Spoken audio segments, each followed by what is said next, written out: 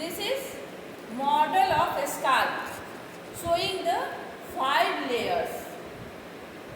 In brown color, this one is first layer, which is skin. Scalp is the mnemonic of its own, SCALP. First is the skin, which is shown in brown color, characterized by the presence of this black hair, and in green color this one is sebaceous gland. Sebaceous gland is attached to the hair, as well as this one is hair follicle, which comes in the second layer. But this hair follicle, hair and the sebaceous gland all together form the pilosebaceous unit or pilosebaceous apparatus. So first layer of the scalp, that is the as for skin, this is characterized by the presence of hair as well as the sebaceous gland. Now come to second layer, which is shown in pink color. It is characterized by the presence of many compartments. You can see this one is where my pen is going, is the compartment, and this one is fibrous septa. In between the compartment there is fibrous septa. This compartment houses one artery, one vein, one nerve, and the bulb of hair, or you can say hair follicle. This one is hair follicle or root of hair. So 4 things in each compartment, and very peculiar feature that what I have shown with this nail, yeah, this one is the trabeculae. These are the trabeculae coming out from the fibrous septa.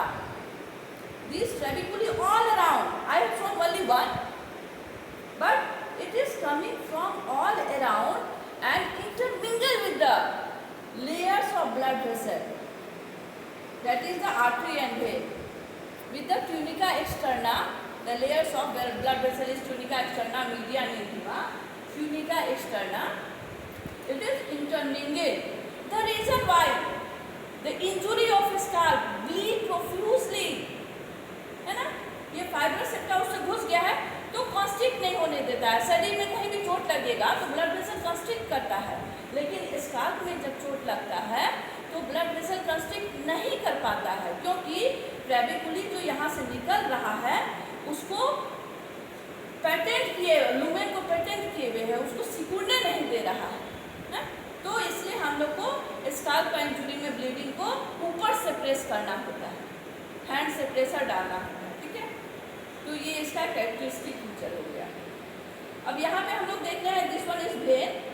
This is called emissary vein, EMISSARY, emissary vein. Vein of the scalp is emissary vein, and what we are seeing, it is connected to the dural venous sinus. What I have made here is the sagittal sinus. So this one is dural venous sinus, and this emissary vein is interconnected by the bridging vein. Bridging vein, bridge होता है ना, पुल जो दो जगह को जोड़ता है, तो ब्रिजिंग वेन किसको जोड़ रहा है? इमिसरी वेन को और डूरल वेनस साइनस को. ठीक है. Now coming to third layer, which is shown in white color. This one is aponeurotic layer. Aponeurotic layer, aponeurosis is what? Flattened tendon is the aponeurosis in between the two muscles, that is the frontal belly anteriorly and occipital belly posteriorly, altogether known as fronto-occipitalis muscles.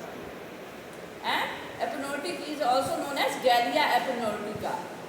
Okay, and the fiber run longitudinally, antero-posteriorly.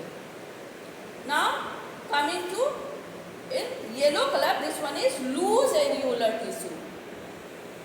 SCALP, scalp, S for skin, C for connective tissue layer, A for aponeurotic layer, L for loose areolar tissue. So this one is loose areolar tissue, having many loose connective tissue, which this is